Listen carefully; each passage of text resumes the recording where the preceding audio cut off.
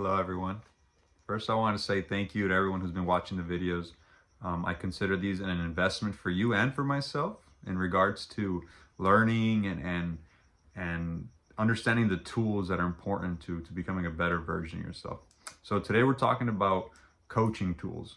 And this is for anyone in a helping profession or even parents, right? Whether you're a leader, a coach, a counselor, a parent, a mom, dad, you are coaching your kids, you're coaching with your employees, right? You would like to be that one day. So you got to be in touch with your coaching side in many aspects of your life. So this is for that. And the two books that we kind of be drawing a lot of the information from is,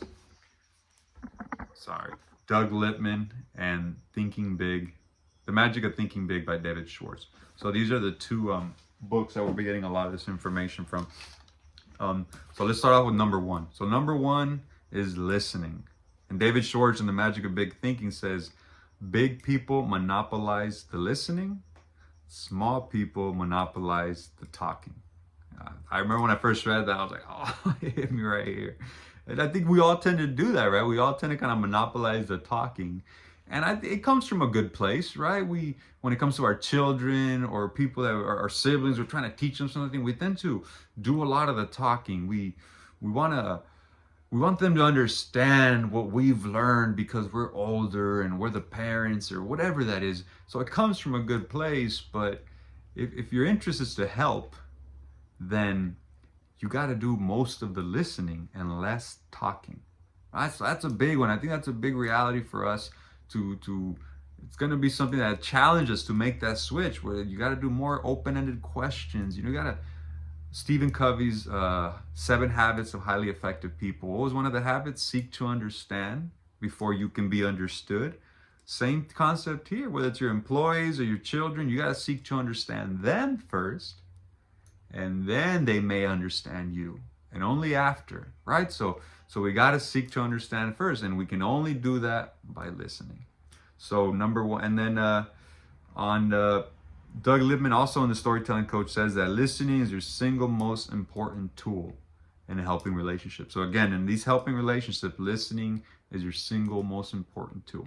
So we really got to leverage that tool. So what are some things to be more effective when it comes to listening? Well, the first one is don't listen to respond. We do this a lot. I find myself having to remind myself to not do this. Someone's talking and you're already formulating a response. So what happens there? You're missing several opportunities when you're already formulating a response when the other person's talking. The first one is making the other person feel understood. You're missing an opportunity there. What I mean by that is, one thing you can do when you're talking with somebody that you're trying to develop influence, right? Coach them, is they talk and you reflect back to them what you heard.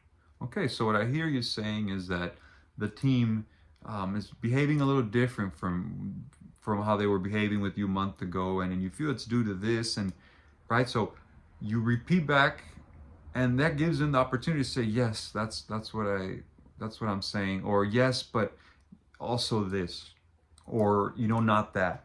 It gives them an opportunity to also bring some clarity to the message, and them feeling understood, right? And once you can achieve that, then they're going to be willing to understand you and see where you're coming from as the coach, right? So, but first, you got to seek to understand, right? So, okay, so number two is prioritize the other person.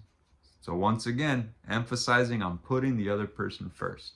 It's about them, right? And Doug Lippman says in a storytelling book, it's not our job to be right, but to be helpful, right? So it's not our job to be right. It's not our job to say, I told you so. It's not to tell them, I'm telling you this will work for you. It worked for me. Why can't you do it? No, we're there to be helpful, not to be right. So what does that truly mean? That means that we have to meet people where they are. We got to meet our children where they are.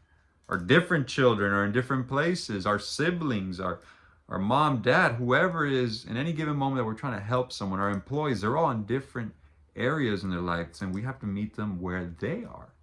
Not where we want them to be, not where they should be, not where they think they are, but where they truly are. We got to meet them there, right? And that's the only place.